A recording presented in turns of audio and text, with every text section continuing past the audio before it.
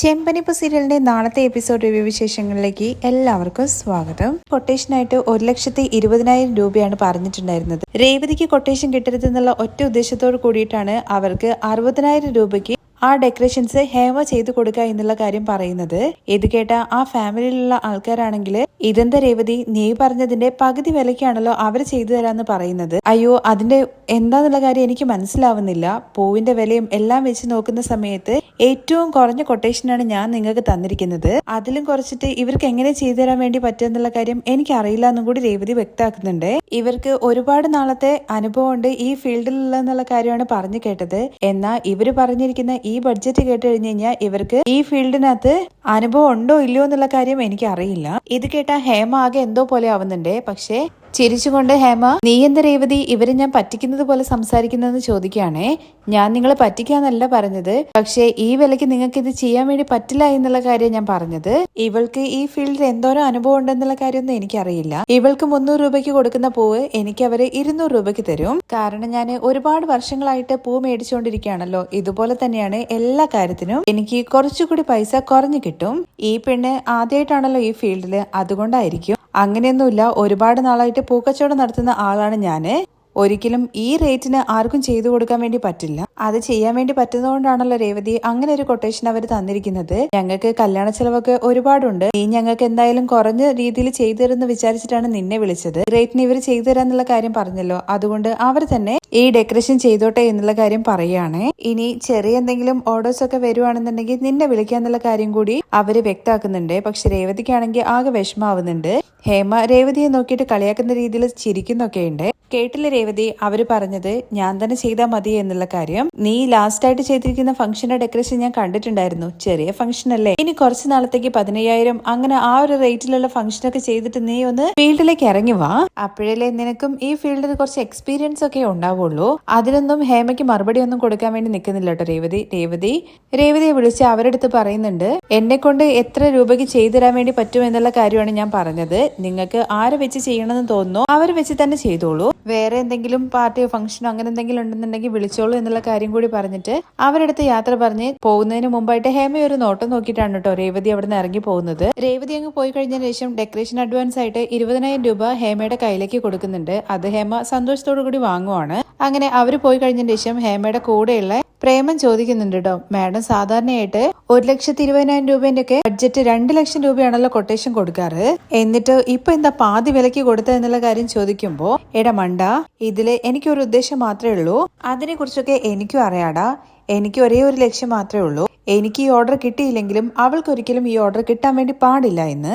വീണ്ടും അവൾ ഈ ഓഡിറ്റോറിയത്തിന്റെ പരിസരത്ത് പോലും വന്നു വരുത്, അതിനും കൂടി വേണ്ടിയിട്ടാണ്. അതൊക്കെ ശരിയാണ് മാഡം, പക്ഷെ ഇത്രയും കുറഞ്ഞ ബഡ്ജറ്റിൽ നമ്മൾ ചെയ്തു കൊടുത്തു കഴിഞ്ഞാൽ നമുക്ക് നഷ്ടാവില്ലേ? ഞാൻ എന്തിനാണ് അത്രയും കുറഞ്ഞ റേറ്റിൽ അവർക്ക് ചെയ്തു കൊടുക്കുന്നത്? കല്യാണത്തിന്റെ തലേ ദിവസം അവരെ വിളിച്ചിട്ട് ഞാൻ പറയും, മഴയായതുകൊണ്ട് തന്നെ പൂവ് ഇവിടെ ഒന്നും കിട്ടാനില്ല, വേറെ സ്ഥലത്തുനിന്ന് കൊണ്ടുവരണം, അതുകൊണ്ട് റേറ്റ് കുറച്ച് കൂടുതലാണ് എന്ന് പറഞ്ഞിട്ട് അവരെടുത്ത് 2 ലക്ഷം രൂപ ഞാൻ മേടിച്ചെടുക്കും. കല്യാണത്തിന്റെ തലേ ദിവസം ആകുമ്പോൾ അവർക്കാണെന്നുണ്ടെങ്കിൽ ഒന്നും പറയാനും പറ്റത്തില്ലല്ലോ. ഹോട്ടലോ അതുപോലെ പലചരക്ക് കടയോ ഒക്കെ വെച്ചിരിക്കുന്ന ആൾക്കാർക്ക് ഒരാളെങ്കിലും റെഗുലർ കസ്റ്റമേഴ്സ് ഉണ്ടാവും. എന്നാൽ നമ്മുടെ ഈ ഫീൽഡിനകത്തുണ്ടല്ലോ, നമുക്ക് ഒരു തവണ ഓർഡർ തന്നാല് പിന്നെ ഓർഡർ തരണം എന്നുണ്ടെങ്കിൽ 2-3 വർഷം എടുക്കും. അതൊരു പക്ഷം കിട്ടിയില്ലെന്നും വരും. അതുകൊണ്ട് നമ്മൾ കൂടുതലായിട്ടൊന്നും ചിന്തിക്കാൻ വേണ്ടി പാടില്ല. നമുക്ക് കോമ്പറ്റീറ്റർ ആയിട്ട് ഈ ഫീൽഡിലേക്ക് മറ്റാരും വരാനും പാടില്ല. അതേസമയം രേവതി ഇങ്ങനെ പുറത്തേക്ക് ഇറങ്ങുമ്പോൾ അവിടെ ക്ലീനിങ്ങിൽ ഒരു ചേച്ചി ഉണ്ട് കേട്ടോ. ആ രേവതി വിഷമത്തോടു കൂടി പോകുന്നത് കാണുന്ന സമയത്ത്, എന്ത് പറ്റി, ഈ ഓർഡർ നിനക്ക് കിട്ടിയില്ല അല്ലെ? അതും ആ ഹേമ എടുത്തിട്ടുണ്ടാവല്ലേ? ഇവിടെ സാധാരണയായിട്ട് നടക്കുന്ന ഒരു കാര്യം തന്നെയാണ് മോളെ ഇത് മോളെ ഒരു പ്രത്യേക ഇനമാണ്. ആത്മഹത്യ അങ്ങനെയൊക്കെ നടന്ന വീടുകൾ ഉണ്ടാവുമല്ലോ, അതിന്റെ കാര്യങ്ങളൊക്കെ പേപ്പറിൽ നിന്ന് കളക്ട് ചെയ്യും. എന്നതിന് ശേഷം ആ വീട് അങ്ങനെ പൊതുവെ ആരും മേടിക്കത്തില്ലല്ലോ. കുറഞ്ഞ വിലയ്ക്ക് അത് മേടിച്ചു വെക്കും 3 മാസത്തിനുള്ളില്. എന്നതിന് ശേഷം 1 വർഷം കഴിയുമ്പോൾ അതിന് നന്നായിട്ട് പെയിന്റ് ഒക്കെ അടിച്ചിട്ട് അവള് വില നല്ല കൂട്ടി ഇങ്ങോട്ട് വിൽക്കും. എന്തായാലും മോളെ ഇതങ്ങ് വിട്ടേക്ക്. ഇന്ന് എന്തായാലും ആ പെണ്ണിന്റെ മുമ്പിൽ കുറച്ച് ജാഗ്രതയോട് കൂടി നിന്നാ മതി എന്ന് പറയാണേ. അങ്ങനെ ആ ചേച്ചി പറയുന്നതിൽ നിന്ന് രേവതിക്ക് ഒരു കാര്യം മനസ്സിലാവുന്നുണ്ട്, ആളെ ഇച്ചിരി പ്രശ്നമാണ് എന്നുള്ള കാര്യം. കൂടുതലായിട്ടൊന്നും സംസാരിക്കാത്ത രേവതി അവിടുന്ന് പോവുകയാണ്. കാണിക്കുന്നത് രാത്രിയില് പിറ്റേ ദിവസമാണല്ലോ സുതി മേടിക്കാൻ വേണ്ടി പോകുന്ന ആ വീട്ടിലേക്ക് പോകേണ്ടത്. അതുകൊണ്ട് തന്നെ ഏത് സാരി ഉടുക്കണം, 2 ദിവസത്തേക്ക് ഏതൊക്കെ സാരി കൊണ്ടുപോകണം എന്നുള്ള കൺഫ്യൂഷനില് അലമാറയിലുള്ള സാരി എല്ലാം എടുത്തിട്ട് ബെഡിനകത്ത് ഇട്ട് വെച്ചിരിക്കുന്നുണ്ട് കേട്ടോ. എന്നിട്ട് ഇങ്ങനെ അങ്ങോട്ടും ഇങ്ങോട്ടും നടക്കുവാണ്. ഇത് കണ്ട് രവി ചോദിക്കുന്നുണ്ട്, നീ എന്താ വല്ല സാരിയുടെ കടയെങ്ങാനും ആരംഭിക്കാൻ വേണ്ടി പോകുന്നുണ്ടോ എന്ന്. 2 ദിവസത്തേക്ക് നമ്മൾ പോവല്ലേ, ഏത് സാരി എടുക്കണം എന്നുള്ള കൺഫ്യൂഷനിലാണ്. രവിയേട്ടൻ്റെ അടുത്ത് ചോദിച്ചു കഴിഞ്ഞാൽ രവിയേട്ടൻ ഒന്നും പറയില്ല.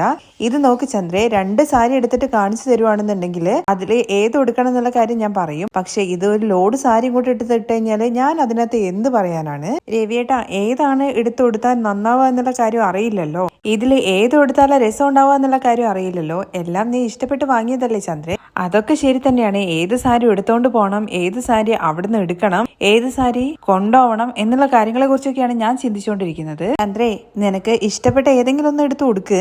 ഇത് നോക്ക് രവിയേട്ട, നമ്മുടെ മകനുണ്ടല്ലോ ആദ്യമായിട്ട് 3 കോടി രൂപയുടെ വീട് വാങ്ങാൻ വേണ്ടിയിട്ട് പോവാണ്. അവിടേക്ക് നമ്മൾ എങ്ങനെ പോകണമെന്ന് ചോദിക്കുകയാണ്. കാറിലെന്ന് പറയുമ്പോഴേക്കും അതല്ല രവിയേട്ട ഞാൻ പറഞ്ഞത്, ഏത് രീതിയിലുള്ള ഡ്രസ്സ് ഇട്ടിട്ട് പോകണം, അതിനു വേണ്ടിയിട്ടുള്ള തയ്യാറെടുപ്പ് നമ്മൾ ഇപ്പോഴേ തുടങ്ങണ്ടേ. അതിനു വേണ്ടിയിട്ട് ചന്ദ്രേ, നീ ഇപ്പൊ തന്നെ സാരി എടുത്ത് കിടന്നുറങ്ങാൻ വേണ്ടിയിട്ട് പോവാണോ? അയ്യോ അതല്ല, ഇപ്പൊ തന്നെ എടുത്തു വെച്ച് കഴിഞ്ഞ് കഴിഞ്ഞാൽ രാവിലെ വേഗം തന്നെ പോകാലോ. എന്തായാലും രവിയേട്ടന് ഇഷ്ടപ്പെട്ട 2 കളറ് എനിക്ക് സെലക്ട് ചെയ്തതാ. ഇത് നോക്ക് ചന്ദ്രേ, ഞാൻ എന്റെ ജീവിതത്തിൽ ഒന്നും സെലക്ട് ചെയ്തിട്ടില്ല, എല്ലാം എന്റെ ജീവിതത്തിലേക്ക് വന്നു ചേർന്നതാണ്. ആദ്യം നീയ്. അപ്പൊ നിങ്ങൾ പറയുന്നത് ഇഷ്ടമില്ലാതെയാണ് എന്നെ കല്യാണം കഴിച്ചതെന്നാണോ? ചന്ദ്ര ഇത് നോക്ക്, നമ്മുടെ കല്യാണം കഴിച്ച് 3 മക്കളുണ്ടായി. മക്കളുടെ കല്യാണം കഴിഞ്ഞ് ഇപ്പൊ ഏകദേശം 30 വർഷത്തോളായില്ലേ ഒരുമിച്ച് ജീവിക്കാൻ വേണ്ടി തുടങ്ങിയിട്ട്. എന്നിട്ട് ഇപ്പോഴാണോ നീ ഈ ചോദ്യം ചോദിക്കുന്നത്? ഇപ്പോഴും നിങ്ങൾക്ക് അതിന് മറുപടി പറഞ്ഞൂടെ? ചില ചോദ്യങ്ങൾക്ക് മറുപടി പറയാതിരിക്കുന്നതാണ് ചന്ദ്രേ നല്ലത്. അല്ലെങ്കിൽ രവിയേട്ട നിങ്ങളടുത്തൊക്കെ ചോദിച്ചാൽ എന്നെ പറഞ്ഞാൽ മതി എന്ന് പറഞ്ഞിട്ട് വീണ്ടും ഇങ്ങനെ സാരി അങ്ങോട്ടും ഇങ്ങോട്ടും നോക്കുന്നുണ്ട്. ശ്രുതിയുടെ അടുത്ത് ചോദിച്ചാലോ എന്നുള്ള ഒരു പെട്ടെന്നൊരു ഐഡിയ തോന്നുകയാണ് കേട്ടോ ചന്ദ്രയ്ക്ക്. അതേസമയം ശ്രുതിയാണെന്നുണ്ടെങ്കിൽ മുറിയിൽ ശ്രുതിക്ക് വേണ്ടിയിട്ട് 4 ഡ്രസ്സ് എടുത്ത് വെച്ചിട്ടുണ്ട് കേട്ടോ. അതിനെ കുറിച്ച് പറയുമ്പോൾ നമ്മൾ 3 ദിവസമല്ലേ അവിടെ തങ്ങാൻ വേണ്ടി പോകുന്നത്, 3 ഡ്രസ്സ് പോരെ? അതല്ല ശ്രുതി, ഇപ്പൊ എന്തെങ്കിലും ബുദ്ധിമുട്ട് കാരണം നമുക്ക് ഒരു ദിവസം കൂടി അവിടെ തങ്ങേണ്ടി വന്നു കഴിഞ്ഞു കഴിഞ്ഞാല് ഒന്ന് സേഫ്റ്റിക്ക് വെക്കുന്നത് നല്ലതല്ലേ. നീ ശ്രുതി ഫ്യൂച്ചറിസ്റ്റിക് ആയിട്ട് ചിന്തിച്ചതാണല്ലേ? ഓ അതും ശരി തന്നെയാണെന്നൊക്കെ പറയാണ്. ഓരോന്ന് എടുത്തു വെക്കുന്നുണ്ടെങ്കിലും ഇത് ഓക്കെ അല്ലേ ശ്രുതി, നിനക്ക് വേറെ ഏതെങ്കിലും എടുത്തു വെക്കണമെന്ന് ശ്രുതി ചോദിക്കുന്നുണ്ട്. ഇത് കേട്ട ശ്രുതി പറയുന്നത്, നീ ഏത് സെലക്ട് ചെയ്ത് കഴിഞ്ഞ് കഴിഞ്ഞാലും എനിക്ക് ഓക്കെയാണ്. കാരണം എന്റെ ലൈഫിൽ എല്ലാം സെലക്ട് ചെയ്തത് നീയാണല്ലോ, ഞാൻ സെലക്ട് ചെയ്തത് നിന്നെ മാത്രമല്ലേ. ഇത് നോക്ക് ശ്രുതി, ഞാനാണ് ശ്രുതിയെ സെലക്ട് ചെയ്തത്. അന്ന് നമ്മള് ബെസ്റ്റ് കപ്പിൾ കോമ്പറ്റീഷനിൽ പോയിട്ടുണ്ടായിരുന്നല്ലോ, അപ്പോ എനിക്ക് മനസ്സിലായി ശ്രുതി എനിക്ക് മാച്ചിങ് ആണ് എന്ന്. ശരി ഓക്കെ ആണ്, ചില ഭാഗ്യങ്ങളൊക്കെ നമ്മുടെ തേടി വരും എന്നുള്ള കാര്യം കേട്ടിട്ടില്ലേ, അതുപോലെ എന്നെ തേടി വന്ന ഭാഗ്യമാണ് നീയെ. ശ്രുതിയാണെങ്കിൽ ശ്രുതിന്റെ മേലെ ഇങ്ങനെ ചാരി നിൽക്കുന്ന സമയത്ത് പെട്ടെന്ന് അങ്ങോട്ട് ചന്ദ്ര കയറി വരുന്നുണ്ട്. ചന്ദ്ര അതൊന്നും ശ്രദ്ധിക്കുന്നില്ല. ശ്രുതി നീ വേഗം വാ എന്ന് പറഞ്ഞിട്ട് ശ്രുതിയെ വലിച്ചോണ്ട് പോകുന്ന സമയത്ത് അമ്മ എങ്ങോട്ടാണ് ഇവളെ കൂട്ടിക്കൊണ്ടു പോകുന്നതെന്ന് ചോദിക്കുകയാണേ.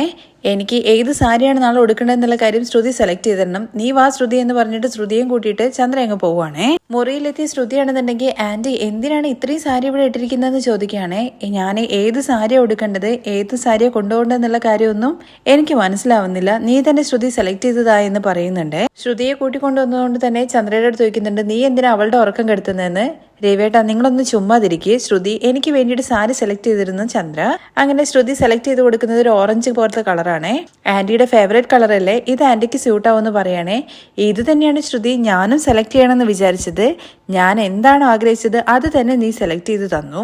കണ്ടില്ലേ രവിയേട്ട ശ്രുതി എത്ര പെട്ടെന്നാണ് എടുത്തു തന്നതെന്ന്. നിങ്ങളാണെങ്കിൽ നോക്കി ചുമ്മാതിരുന്നു അവിടെ. രവിയെ കുറിച്ച് ചന്ദ്ര പറയുന്നത് കേൾക്കുമ്പോൾ ശ്രുതി ചോദിക്കുന്നുണ്ട്, അതിന് അങ്കിളിന് എങ്ങനെയാണ് ഇതിനെ കുറിച്ചൊക്കെ അറിയുന്നത് എന്നുള്ള കാര്യമാണ്. രവിയാണെന്നുണ്ടെങ്കിൽ നീ ശ്രുതിയുടെ ഡ്രസ്സൊക്കെ എടുത്തു വെച്ച് ശ്രുതി എന്ന് ചോദിക്കുന്നുണ്ട്. അതൊക്കെ ഞാൻ എടുത്ത് വെച്ചു. കേട്ടില്ലേ ചന്ദ്രേ, കല്യാണത്തിന് ശേഷം ഭർത്താക്കന്മാര് എന്തെല്ലാം ഡ്രസ്സുകളാണ് ഇടേണ്ടതെന്നുള്ള കാര്യം ഭാര്യയാണ് തീരുമാനിക്കുന്നത്. അതാണ് ഇപ്പോഴത്തെ ട്രെൻഡ്. ഇതുപോലെ നീ എപ്പോഴെങ്കിലും ചെയ്തിട്ടുണ്ടോ ചന്ദ്രേ? അല്ലെങ്കിൽ ഇപ്പൊ ചെയ്താൽ നിങ്ങൾ അത് എടുത്തിടുമോ എന്നൊക്കെ ചോദിക്കുന്നുണ്ട് കേട്ടോ ചന്ദ്ര. അത് കഴിഞ്ഞ് ശ്രുതിയുടെ അടുത്ത് വീണ്ടും പറയുന്നുണ്ട്, എനിക്ക് 2 ദിവസം അവിടെ തങ്ങാൻ വേണ്ടിയിട്ട് 2 സാരിയും കൂടി സെലക്ട് ചെയ്യണം. ശ്രുതി നീ തന്നെ അത് സെലക്ട് ചെയ്ത് തരാൻ വേണ്ടിയിട്ട്. ആന്റിയുടെ സാരികളെല്ലാം നല്ലത് തന്നെയാണ്, ആന്റി ഏത് കൊടുത്താലും ഭംഗിയാണ്. എന്തിന് 100 രൂപയുടെ സാരി മേടിച്ചു കൊടുത്തു കഴിഞ്ഞാലും ആന്റിയെ കാണാൻ നല്ല ഭംഗിയാണ്. കാരണം അത്രയും ഭംഗിയാണ് ആന്റിയെ കാണുന്നതെന്നൊക്കെ പറഞ്ഞിട്ട് ഭയങ്കരമായിട്ട് പൊക്കി അടിച്ചുകൊണ്ടിരിക്കുകയാണ്. ഇതൊക്കെ കേട്ടിട്ട് രവി ആണെങ്കിൽ കുലിച്ച് ഇങ്ങനെ മിണ്ടാതിരിക്കുന്നുണ്ടേ. രവി ഇതെല്ലാം കേട്ടിട്ടും കേൾക്കാത്തതും പോലെ ഇങ്ങനെ ഇരിക്കുവാണല്ലോ. ശ്രുതി നീ കുറച്ച് ശബ്ദത്തിൽ പറയൂട്ടോ, ചിലരൊക്കെ അടുത്തിരുന്നിട്ടും കേൾക്കാത്തതുപോലെ ഇരിക്കുവാണ്. ഇത് കേട്ട രവി ഒട്ട് വിട്ടുകൊടുക്കുന്നൊന്നുമില്ല കേട്ടോ. ഇങ്ങനെ പറഞ്ഞാലെങ്കിലും ശ്രുതിയെ വേഗം വിടും, ശ്രുതിക്ക് പോയി കിടന്നുറങ്ങാന്നുള്ള കാര്യമാണ് ശ്രുതി വിചാരിക്കുന്നത്. അതുപോലും നിനക്ക് മനസ്സിലാവുന്നില്ലല്ലോ ചന്ദ്രേ. ആണോ ശ്രുതി എന്ന് ചന്ദ്ര ചോദിക്കുന്നുണ്ട് കേട്ടോ. അയ്യോ ഇല്ല ആന്റി, അങ്കിൾ ചുമ്മാ വെറുതെ പറയുന്നതാണ്. ആന്റിക്ക് ഏത് സാരി എടുത്തു കഴിഞ്ഞാലും ആന്റിയെ കാണാൻ നല്ല ഭംഗി തന്നെയാണ്. ശ്രുതി പറയുന്നത് കേൾക്കുമ്പോൾ ഈ രവിയേട്ടന് അസൂയാണെന്നൊക്കെ പറയുന്നുണ്ട്. അത് കഴിഞ്ഞ് വീണ്ടും സാരി സെലക്ട് ചെയ്ത് കൊടുക്കാൻ വേണ്ടി പറയുന്നുണ്ട്. മഞ്ഞ കളർ സാരി എടുക്കാൻ വേണ്ടിയിട്ടാണ് കേട്ടോ ശ്രുതി പറയുന്നത്. അങ്ങനെ 2 സാരിയും കൂടി സെലക്ട് ചെയ്ത് കൊടുക്കുന്നുണ്ട്. അത് കഴിഞ്ഞിട്ട് നമ്മുടെ വർഷയും അതുപോലെ ശ്രീകാന്തും റൂമിലിരിക്കുന്നതായി കാണിക്കുന്നത്. വർഷ ഡ്രസ്സൊക്കെ എടുത്ത് വെക്കുന്നുണ്ട്. ഡ്രസ്സ് എടുത്ത് വെക്കണ്ടേന്ന് വർഷ ചോദിക്കുമ്പോൾ പിന്നെ ഡ്രസ്സ് ഇടാതെ വരാനോ, അതല്ല ശ്രീകാന്ത് ഞാൻ പറഞ്ഞത്, ഒരു സെറ്റ് എടുത്ത് വെച്ചാൽ മതിയോ എന്നാണ്. നമ്മൾ 2 ദിവസത്തേക്കല്ലേ അവിടെ സ്റ്റേ ചെയ്യാൻ വേണ്ടി പോകുന്നത്. അതൊക്കെ ശരി തന്നെയാണ്. ഡബിംഗ് വർക്ക് കൂടുതലാണെന്നുണ്ടെങ്കിൽ എനിക്ക് അത്രയും ദൂരം പോയിട്ട് വരാനൊന്നും പറ്റില്ല. നമുക്ക് നേരെ ഇങ്ങോട്ടേക്ക് വരാം. എന്തായാലും സേഫ്റ്റിക്ക് വേണ്ടിയിട്ട് വർഷം 2 എടുത്ത് വെച്ചോന്ന് തന്നെയാണ് കേട്ടോ ശ്രീകാന്തും പറയുന്നത്. ഞാൻ രേവതി ചേച്ചിയുടെ അടുത്തൊന്ന് പോയി ചോദിക്കട്ടെ, ചേച്ചി എത്ര സെറ്റ് ഡ്രസ്സാണ് എടുത്ത് വെക്കുന്നതെന്ന്. ഇപ്പൊ എന്തിനാണ് രേവതി ചേച്ചിയെ ഡിസ്റ്റർബ് ചെയ്യാൻ വേണ്ടി പോകുന്നതെന്ന് ശ്രീകാന്ത് വർഷ പറയുന്നത് കേൾക്കുമ്പോൾ ചോദിക്കുന്നുണ്ട്. ഇല്ല, ചേച്ചി ഉറങ്ങിയിട്ടൊന്നും ഉണ്ടാവില്ല, ഞാൻ പോട്ടെ എന്ന് പറഞ്ഞിട്ട് വർഷ അങ്ങ് രേവതിക്ക് അരികിലേക്ക് പോവാണ്. അവിടെ ചെന്ന് നോക്കുമ്പോൾ രേവതി ആണെങ്കിൽ പൂ കെട്ടിക്കൊണ്ടിരിക്കുവാണേ. ചേച്ചി ഇപ്പോഴും പൂ കെട്ടിക്കൊണ്ടിരിക്കുകയാണോ? അതെന്താ വർഷം നീ അങ്ങനെ ചോദിച്ചത്? ഞാൻ പൂ കെട്ടുന്നത് നീ ആദ്യമായിട്ട് കാണുവാണോ? അല്ല ചേച്ചി, ശ്രീകാന്തും പുറകെ തന്നെ വന്നിട്ടുണ്ടായിരുന്നു കേട്ടോ. നാളെ നമുക്ക് ആ വീട്ടിലേക്ക് പോണ്ടേ? ആ പോണം എന്ന് കരുതിയിട്ട് നമ്മുടെ ജോലി ചെയ്യാതിരിക്കാൻ വേണ്ടി പറ്റുമോ? ഇപ്പോൾ ഒരു വലിയൊരു ഓർഡർ വന്നു, അപ്പൊ അതിന് വേണ്ടിയിട്ട് പൂ കെട്ടിക്കൊണ്ടിരിക്കുകയാണ്. അവര് വീട് വാങ്ങുന്നുണ്ടെന്ന് വിചാരിച്ചിട്ട് നമ്മുടെ ജോലി കളയാൻ വേണ്ടി പറ്റില്ലല്ലോ. എനിക്ക് ഓർഡർ വരുന്ന സമയത്ത് എന്നെ കൊണ്ട് പറ്റില്ല എന്നുള്ള കാര്യം ഞാൻ പറഞ്ഞിട്ടുണ്ടെന്നുണ്ടെങ്കിൽ അവർ ആ ഓർഡർ വേറെ ആർക്കെങ്കിലും കൊടുക്കും. അങ്ങനെ രേവതി പൂ കെട്ടുന്ന കണ്ടുകൊണ്ട് വന്നുകൊണ്ട് തന്നെ ചന്ദ്ര ചോദിക്കുന്നുണ്ട്, നീ എന്താടി ഇപ്പൊ പൂ കെട്ടിക്കൊണ്ടിരിക്കുകയാണോ? നാളെ നേരത്തെ പോണ്ടേ എന്ന്. അതമ്മേ, ഒരു ഓർഡർ വന്നു, നിന്റെ അടുത്ത് ആരാ ഓർഡർ ഒക്കെ എടുക്കാൻ വേണ്ടി പറഞ്ഞ്? ഇതല്ലേ അമ്മ എന്റെ ജോലി, അതുകൊണ്ടാണ് ഞാൻ ചെയ്തുകൊണ്ടിരിക്കുന്നത്. പിന്നെ വലിയൊരു ഓർഡർ എടുത്തിരിക്കുന്നു എന്നൊക്കെ പറഞ്ഞിട്ട് രേവതിയെ കൊച്ചാക്കുന്ന രീതിയിൽ സംസാരിക്കുകയാണ് കേട്ടോ. നാളെ സുധി പുതിയ വീട്ടിലേക്ക് കാലെടുത്ത് വെക്കുന്ന സമയത്ത് അവിടെ എല്ലാവരും വേണമെന്ന് പറയണേ. ഇത് കേട്ട് ശ്രീകാന്ത് ചോദിക്കുന്നുണ്ട്, അതെന്തിനാണ്? സുധിയേട്ടന് സ്വന്തമായിട്ട് കാലെടുത്ത് വെക്കാൻ അറിയില്ലേ? എല്ലാവരും കൂടി പിടിച്ചിട്ട് വേണം അങ്ങോട്ട് എടുത്തു വെക്കാൻ വേണ്ടിയിട്ട്. അവൻ പുതിയ വീട് വാങ്ങുന്ന സമയത്ത് നിങ്ങളെല്ലാവരും അവിടെ തങ്ങാൻ വേണമെന്ന് വിചാരിച്ചിട്ടാണ് നിങ്ങളെല്ലാവരും അവൻ വിളിച്ചിരിക്കുന്നത്. എന്നിട്ട് നിങ്ങളെല്ലാവരും എന്താ ഇങ്ങനെ ചെയ്യുന്നത്? എന്തൊക്കെയാണെങ്കിലും ആന്റി, അവരവരുടെ ജോലിയല്ലേ ചെയ്യുന്നതെന്ന് വർഷ ചോദിക്കുന്നുണ്ട്. ഇങ്ങനെ നേരവൾക്കോളം ഇരുന്ന് കെട്ടിക്കഴിഞ്ഞു കഴിഞ്ഞാൽ പിന്നെ നാളെ രാവിലെ എപ്പോഴാ പോവാൻ വേണ്ടി പറ്റുക? അമ്മേ, സാധാരണയായിട്ട് പൂ മേടിക്കുന്ന ആളാണ്. അവര് പെട്ടെന്ന് ഓർഡർ ചോദിച്ചു കഴിഞ്ഞാൽ എനിക്ക് കൊടുക്കാതിരിക്കാൻ വേണ്ടി പറ്റില്ല. രാവിലെ ഇത് കൊണ്ടുപോയി കൊടുത്തതിന് ശേഷം ഞാൻ അങ്ങോട്ട് എത്തിക്കോളാം എന്ന് പറയണേ. അവസാനം അവിടെ നിന്ന് കൂടുതലായിട്ട് സംസാരിച്ചു കഴിഞ്ഞു കഴിഞ്ഞാൽ വർഷയുടെയും അതുപോലെ തന്നെ ശ്രീകാന്തിന്റെയും എല്ലാവരുടെയും വയലിരിക്കുന്നത് കേൾക്കുന്നുള്ള കാര്യം മനസ്സിലാക്കിക്കൊണ്ട് തന്നെ എന്തെങ്കിലുമൊക്കെ ചെയ്യുമെന്ന് പറഞ്ഞിട്ട് ചന്ദ്ര അങ്ങ് പോവുകയാണ് കേട്ടോ. ചന്ദ്രയും അതുപോലെ തന്നെ ശ്രുതിയും പോയി കഴിഞ്ഞതിന് ശേഷം രേവതി ചേച്ചി 2 ദിവസത്തേക്കുള്ള ഡ്രസ്സ് എടുക്കുന്നുണ്ടോ എന്ന് ചോദിക്കണേ. ആ 2 ദിവസത്തേക്കല്ലേ നമ്മൾ തങ്ങാൻ വേണ്ടി പോകുന്നത് ചേച്ചി, ഞാൻ ഒരു ദിവസം കഴിഞ്ഞിട്ട് പോന്നാലോ എന്ന് ആലോചിക്കുകയാണ്. നമ്മൾ എല്ലാവരും കൂടി പ്ലാൻ ചെയ്തതല്ലേ 2 ദിവസത്തേക്ക്. അങ്ങനെ ഒരാൾ മാത്രം നേരത്തെ പോരുന്നത് ശരിയാവില്ലല്ലോ. ഇപ്പൊ കേട്ടില്ലേ വർഷേ, രേവതി ചേച്ചി 2 ദിവസത്തേക്ക് എടുത്തു വെക്കുന്നത്, അതുകൊണ്ട് നമുക്കും അത് തന്നെ ചെയ്യാന്ന് ശ്രീകാന്തും പറയുന്നുണ്ട്. ശരി, ഗുഡ് നൈറ്റ് ഒക്കെ പറഞ്ഞിട്ട് 2 പേരും റൂമിലേക്ക് പോവാണ്. പക്ഷെ അവിടുന്ന് പോയി കഴിഞ്ഞതിന് ശേഷം നമ്മുടെ സച്ചി ആണെങ്കിൽ ഫോണൊക്കെ സംസാരിച്ച് തിരിച്ചങ്ങോട്ട് വന്നിട്ട് രേവതിക്ക് അരികിൽ ഇരിക്കുവാണ് കേട്ടോ. എന്താ രേവതി, അമ്മ വന്നിട്ട് ചീത്ത പറഞ്ഞെന്ന് ചോദിക്കുമ്പോൾ, ഞാൻ പൂ കെട്ടിക്കൊണ്ടിരിക്കുകയല്ലേ, അതിന് ചീത്ത പറഞ്ഞു. നാളെ നേരത്തെ പോകാനുള്ളതല്ലേ എന്നൊക്കെ ചോദിച്ചു എന്ന് പറയുകയാണേ. എന്തൊക്കെ പറഞ്ഞു കഴിഞ്ഞാലും നമുക്ക് നമ്മുടെ കാര്യം നോക്കാതിരിക്കാൻ വേണ്ടി പറ്റുമോ? ഇതല്ലേ നമ്മുടെ ജീവിതമാർഗം. പിന്നെ സച്ചിയേട്ടാ, ഒരു കാര്യം ഞാൻ വിട്ടുപോയി. ഞാൻ അന്ന് മണ്ഡപത്തിന്റെ ഓർഡർ തന്നിട്ടുണ്ടായിരുന്നല്ലോ, അവിടെ പോയിട്ടുണ്ടായിരുന്നു. അവിടെ വെച്ചിട്ട് ഒരു ഹേമ എന്ന് പറയുന്ന സ്ത്രീയെ കണ്ടു. അവരുടെ സംസാരം തന്നെ ഒരുമാതിരിയായിരുന്നു. അവരുടെ സംസാര രീതിയൊക്കെ കേട്ടിട്ട് എനിക്ക് വിരട്ടുന്നത് പോലെയാണ് തോന്നിയത്. സാധാരണയായിട്ട് അവർക്കാണ് ഓർഡർ കൊടുക്കുന്നത്, ഇപ്പോ എന്തിനാണ് എനിക്ക് തരുന്നത് എന്നുള്ള രീതിയിലൊക്കെ സംസാരിച്ചു. അത് ഇങ്ങനെയൊക്കെ തന്നെയാണ് കോമ്പറ്റീഷൻ ഉണ്ടാവും രേവതി. ഇപ്പൊ സാധാരണയായിട്ട് എന്റെ കാറിൽ ഒരാള് കസ്റ്റമർ ഇങ്ങനെ സ്ഥിരമായിട്ട് വന്നോണ്ടിരിക്കുമ്പോ അയാളെ മറ്റൊരാള് അവരുടെ കാറിൽ കയറ്റി കൊണ്ടുപോകുന്ന കണ്ടു കഴിഞ്ഞാൽ എനിക്ക് ദേഷ്യം വരിക തന്നെ ചെയ്യുമല്ലോ. അതിന് സച്ചേട്ടാ, ഞാനൊരിക്കലും അവരുടെ കയ്യിൽ നിന്നൊന്നും തട്ടിപ്പറിച്ച് മേടിച്ചതൊന്നും അല്ലല്ലോ. അവര് എന്റെ വർക്ക് കണ്ടിട്ട് ഇഷ്ടപ്പെട്ടിട്ട് എന്നെ വിളിച്ചതാണ്. രേവതി, നീ ഇപ്പൊ തുടങ്ങിയതല്ലേ ഉള്ളൂ, ഇതുപോലത്തെ കോമ്പറ്റീഷനൊക്കെ ഒരുപാടുണ്ടാകും. ഇതൊക്കെ തരണം ചെയ്തിട്ട് വേണം രേവതി മുന്നോട്ട് വരാൻ വേണ്ടിയിട്ട്. ശരി, എന്തായാലും നാളെ രാവിലെ ഉണ്ടല്ലോ, പൂ കൊടുത്തതിന് ശേഷം നമുക്ക് നിങ്ങളുടെ ഏട്ടന്റെ വീട്ടിലേക്ക് പോവാട്ടോ. ശരി, കൂടുതൽ നേരം ഇരുന്നിട്ട് നീയും പൂ കെട്ടണ്ട കേട്ടോ, പെട്ടെന്ന് തന്നെ തീർത്തിട്ട് വാ. ഞാൻ ഈ പൂവെല്ലാം കവറിനകത്ത് വെച്ചിട്ടുണ്ടെന്ന് പറഞ്ഞിട്ട് സച്ചി അവിടെ നിന്ന് പോകുന്നുണ്ട്. തുടർന്ന് പിറ്റേ ദിവസം രാവിലെയാണ് കേട്ടോ കാണിക്കുന്നത്.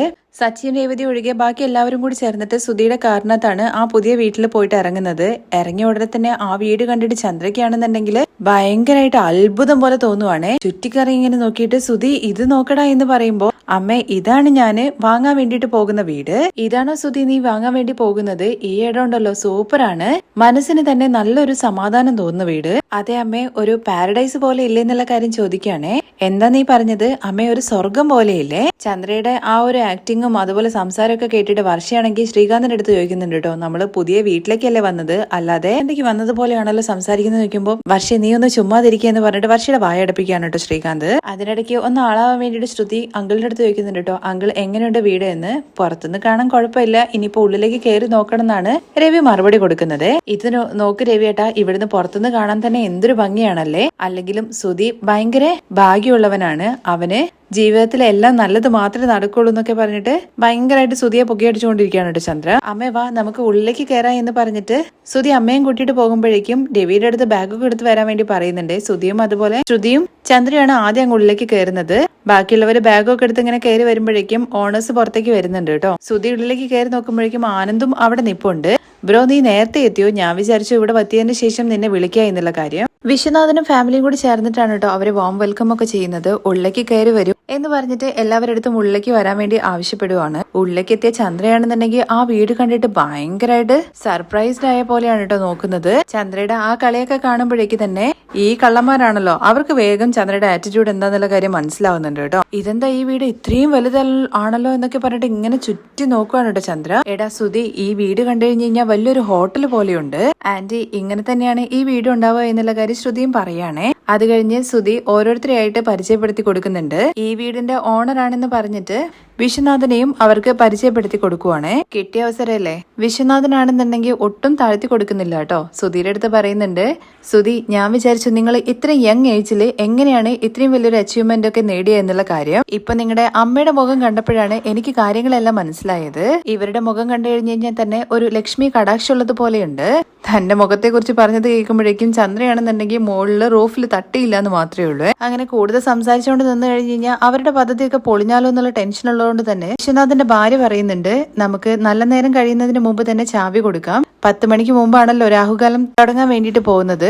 അതും ശരി തന്നെയാണെന്ന് പറഞ്ഞിട്ട് എന്റെ അടുത്ത് സെയിൽ ഡീഡ് അഗ്രിമെന്റ്സും കാര്യങ്ങളൊക്കെ ഉണ്ട്. നിങ്ങൾ ലോണിന് അപ്ലൈ ചെയ്യാൻ വേണ്ടി പോവാന്നല്ല പറഞ്ഞത്. അതുകൊണ്ട് അതിന് വേണ്ടിയിട്ട് നിങ്ങൾക്ക് ഇത് ആവശ്യം വരുമല്ലോ. നിങ്ങൾ എത്ര രൂപ തന്നു എന്നും ഇനി എത്രയാണ് തരേണ്ടത് എന്നുള്ള കാര്യങ്ങളൊക്കെ മെൻഷൻ ചെയ്തിട്ട് ഞാനൊരു ഡോക്യുമെന്റ്സ് റെഡി ആക്കിയിട്ടുണ്ട്. നിങ്ങൾ ഇതിനകത്തൊരു സൈൻ ചെയ്യണം എന്നുള്ള കാര്യം കൂടി പറയുമ്പോൾ ശ്രുതിയാണെങ്കിൽ ആ ചെല്ല് സുധി സൈൻ ചെയ്ത് കൊടുക്കുക എന്നുള്ള മട്ടിൽ ഇങ്ങനെ പറഞ്ഞു വിടുന്നുണ്ട്. ശ്രുതിയാണെങ്കിൽ ഭയങ്കര ഹാപ്പി ആയിട്ട് എന്ന് സൈൻ ചെയ്ത് കൊടുക്കുന്നുണ്ട്. സൈൻ ചെയ്ത് കൊടുത്തതിന് ശേഷം 5 ലക്ഷം രൂപ ഓൾറെഡി കൊടുത്തിട്ടുണ്ടായിരുന്നല്ലോ. ബാക്കി 25,000 ബാഗിനകത്ത് കൊണ്ടുവന്നിട്ടുണ്ട്. അതും കൂടി അവരുടെ മുമ്പിലേക്ക് എടുത്തു വെക്കുവാണേ. ശ്രുതി 25 ലക്ഷം രൂപയൊക്കെ അവരുടെ മുമ്പിലേക്ക് എടുത്തു വെക്കുന്നത് കാണുമ്പോൾ ചന്ദ്ര ഭയങ്കര ആളായ മാതിരി ഇങ്ങനെ നിൽക്കുന്നൊക്കെ ഉണ്ട്. അടുത്ത് പണമൊക്കെ എടുത്തു വെക്കാൻ വേണ്ടിട്ട് അദ്ദേഹം പറയുന്നുണ്ട്. അവർക്കൊക്കെ വിശ്വാസമാവാൻ വേണ്ടിയിട്ട് ഇത് നമ്മുടെ കോപ്പിയാണ്, അതുകൊണ്ട് ഭദ്രമായിട്ട് എടുത്തു വെക്കാനൊക്കെ ആവശ്യപ്പെടുവാണേ. അങ്ങനെ പണമൊക്കെ കിട്ടി ബോധിച്ചല്ലോ. ഇനി കീ ഹാൻഡ് ഓവർ ചെയ്യുന്ന സമയമാണേ. ചാവി എന്ന് പറഞ്ഞിട്ട് രവിക്ക് അരികിലേക്ക് ചെല്ലുമ്പോഴേക്കും ശ്രുതിയും അതുപോലെ ശ്രുതിയും ആണല്ലോ വീട് വാങ്ങാൻ വേണ്ടി പോകുന്നത്. രണ്ടുപേരും കൂടി ചേർന്ന് മേടിക്കാൻ വേണ്ടിയിട്ട് രവി ആവശ്യപ്പെടുന്നുണ്ട്. അതുപോലെ തന്നെ വിശ്വനാഥൻ അവരുടെ കയ്യിലേക്ക് കീ ഹാൻഡ് ഓവർ ചെയ്യാണ്. അങ്ങനെ കീയും ഡോക്യുമെന്റ്സും കിട്ടിയത് കൊണ്ട് തന്നെ ചന്ദ്രമതിയുടെ കാലിൽ തൊട്ടിട്ട് ആശീർവാദമൊക്കെ മേടിക്കുന്നുണ്ട്. ചന്ദ്രയാണെന്നുണ്ടെങ്കിൽ രണ്ടുപേരും കെട്ടിപ്പിടിച്ചിട്ട് ഉമ്മയൊക്കെ കൊടുക്കുന്നുണ്ട് കേട്ടോ. സന്തോഷം കൊണ്ട് ചന്ദ്രയുടെ കണ്ണ് വരെ നിറയുന്നുണ്ട് കേട്ടോ. അത് കഴിഞ്ഞ് വിശ്വനാഥൻ പറയുന്നത്, സുധി 6 മാസത്തിനുള്ളിൽ ബാക്കി പണം തന്നു കഴിഞ്ഞു കഴിഞ്ഞാൽ ഈ വീട് മൊത്തമായിട്ട് നിങ്ങളുടേതായിട്ട് മാറും. നിങ്ങളുടെ ഫാമിലിയിൽ ഒരു ബ്രദറും കൂടി ഉണ്ടെന്നുള്ള കാര്യം പറഞ്ഞില്ലെന്നോ ചോദിക്കുകയാണേ. ഇത് കേൾക്കുമ്പോൾ ചന്ദ്രയുടെ അതുപോലെ സുധിയുടെ ശ്രുതിയുടെ മുഖത്തൊന്നും അത്ര വലിയ തെളിച്ചില്ല. സച്ചിയെ കുറിച്ചിട്ടാണല്ലോ ചോദിക്കുന്നത്. അവൻ കുറച്ച് ലേറ്റ് ആവും വരും എന്നുള്ള കാര്യം ഒരു മടിയോട് കൂടിയിട്ട് അങ്ങനെ പറയാണ് കേട്ടോ. വലിയ താല്പര്യമൊന്നും ഇല്ലാത്ത രീതിയിൽ. ശരി ഞങ്ങൾ എന്തായാലും ഇറങ്ങാ എന്ന് പറയാണേ. അതെന്താ നിങ്ങൾ പെട്ടെന്ന് പോകുന്നതെന്ന് ശ്രുതി ചോദിക്കുമ്പോൾ, ഇന്ന് ഈവനിങ്ങിൽ ഞങ്ങൾക്ക് ഫ്ലൈറ്റ് ഉണ്ട്, അതുകൊണ്ട് ഇപ്പൊ പോയാൽ മാത്രമേ ഞങ്ങൾക്ക് ഫ്ലൈറ്റ് കിട്ടുള്ളൂ. എന്തായാലും നിങ്ങൾ വീട് നന്നായിട്ട് നോക്കണം എന്നൊക്കെ പറയുന്നുണ്ട് കേട്ടോ വിശ്വനാഥന്റെ ഭാര്യ. ഇത് കേട്ട വിശ്വനാഥനാണെന്നുണ്ടെങ്കിൽ ഇതിനി ഇവരുടെ വീടാണ്, അവർ നന്നായിട്ട് നോക്കിക്കോളൂ എന്ന് പറയുന്നുണ്ട്. അങ്ങനെ എല്ലാവരുടെ അടുത്തും യാത്ര പറഞ്ഞിട്ട് പുറത്തേക്ക് ഇറങ്ങുവാണ് കേട്ടോ. അവര് പുറത്തിറങ്ങിയ അവരാണെന്നുണ്ടെങ്കിൽ ഒരു ടാക്സി വണ്ടിക്കകത്താണ് കേട്ടോ പോകുന്നത്. അവര് വണ്ടി എടുത്തിട്ട് അങ്ങ് പോകുന്ന സമയത്താണ് സച്ചി കാറുമായിട്ട് ഉള്ളിലേക്ക് കയറി വരുന്നത്. 2 കാറും ഇങ്ങനെ ഫേസ് ടു ഫേസ് ആയിട്ട് നിൽക്കുവാണ് കേട്ടോ ചെയ്യുന്നത്. അവര് ഓൺ അടിക്കാതെ വന്നുകൊണ്ട് തന്നെ സച്ചി ദേഷ്യപ്പെടുന്നുണ്ട്. ടാക്സി വണ്ടിയാണല്ലോ ഇവര് വിളിച്ചിരിക്കുന്നത്, അതുകൊണ്ട് തന്നെ ടാക്സി ഡ്രൈവറും ദേഷ്യപ്പെടുന്നുണ്ട് സച്ചിയുടെ അടുത്ത്. അങ്ങനെ സച്ചിയും അയാളും തമ്മിൽ ചെറിയൊരു വാഗ്വാദം പോലെ നടക്കുന്നുണ്ട്. ഇത് കണ്ട ശ്രുതിയാണെന്നുണ്ടെങ്കിൽ അച്ഛ കണ്ടില്ലേ, ആ ഓണറിന്റെ അടുത്താണ് അവൻ അടിയുണ്ടാക്കി കൊടുക്കുന്നതെന്ന് ശ്രുതി അവിടെ നിന്ന് ഇങ്ങനെ പറയുന്നുണ്ട്. പക്ഷേ വിശ്വനാഥനും അതുപോലെ തന്നെ ഭാര്യയും കൂടി ചേർന്നിട്ട് പ്രശ്നം സോൾവ് ആക്കിയിട്ട് അവർ എത്രയും വേഗം തന്നെ ആ പണമായിട്ട് അവർക്ക് മുങ്ങണല്ലോ. അതിന് വേണ്ടിയിട്ട് വേഗം സോൾവ് ആക്കി വിടുന്നുണ്ട്.